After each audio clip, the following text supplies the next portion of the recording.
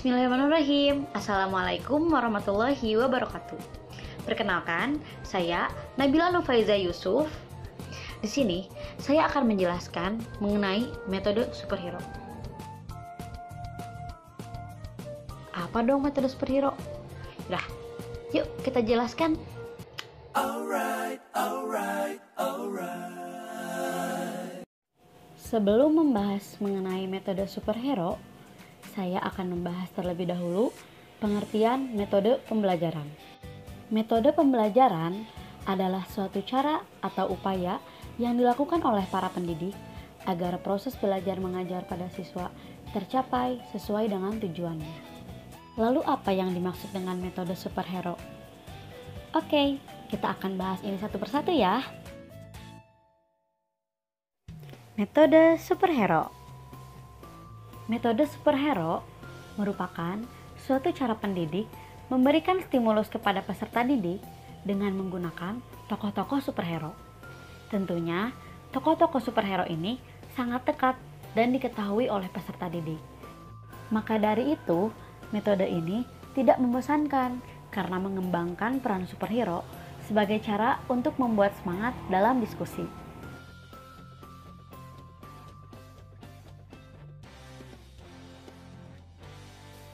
Tujuan metode superhero adalah membantu peserta didik menghasilkan ide kreatif sebanyak mungkin dan juga membantu peserta didik untuk belajar bagaimana menggunakan kegiatan ini untuk menghasilkan berbagai macam ide.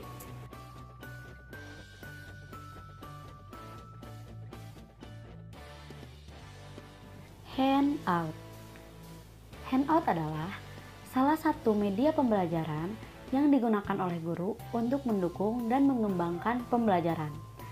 Dalam metode ini, superhero dan karakteristik utamanya digunakan atau dijadikan sebagai handout. Di sini terdapat beberapa contoh superhero. Salah satunya adalah Batman. Batman merupakan detektif tingkat pertama, di mana dapat mengecoh penjahat yang buruk.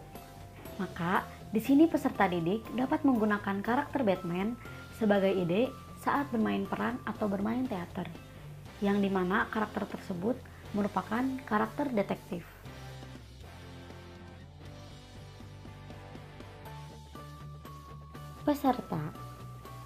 Peserta di sini dibagi menjadi beberapa kelompok kecil, di mana kelompok tersebut terdiri dari 4 hingga 7 orang. Bahan, persediaan, dan peralatan. Bahan yang digunakan dalam metode ini adalah yang pertama, benang, kedua, pita, ketiga, post-it, dan yang keempat, selotip. Alat yang digunakan adalah flip chart dan spidol. Selanjutnya adalah pembagian bahan. Untuk setiap kelompok dibagikan satu gulungan pita plastik untuk menempelkan benang pada tanda, spidol, 2 flip chart, dan selotip untuk memposting lembar dari flip chart. Untuk setiap peserta dibagikan satu helai kertas dan satu benang untuk dilampirkan pada kertas.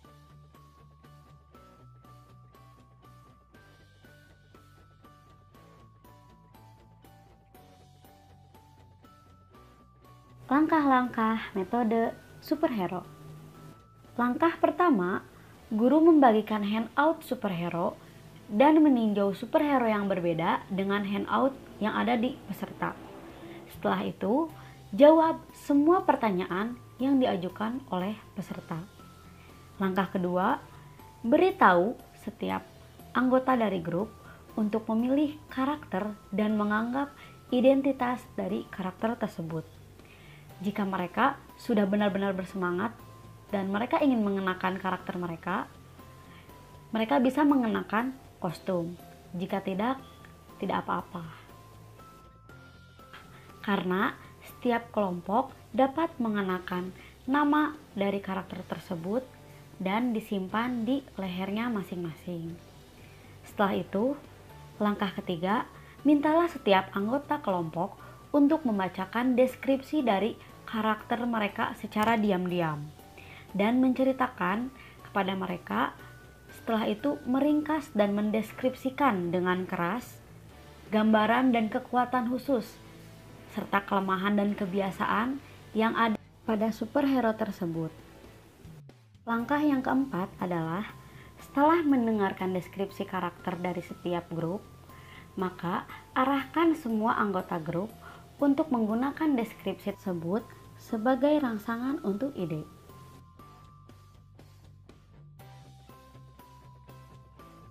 Hal yang harus digarisbawahi adalah metode superhero adalah latihan bermain peran yang mencoba melihat dunia dengan perspektif yang berbeda untuk menciptakan wawasan-wawasan yang unik.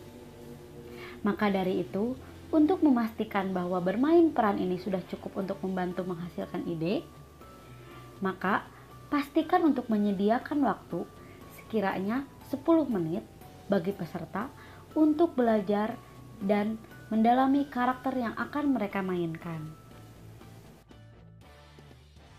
Di sini, guru dapat mendorong peserta didik dan menyarankan superhero-superhero lainnya yang dapat digunakan oleh peserta didik agar dapat menghasilkan suatu ide.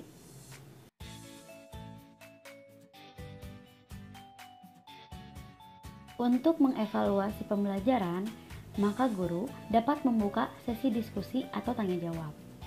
Berikut adalah pertanyaan-pertanyaan yang bisa diajukan pada saat sesi diskusi.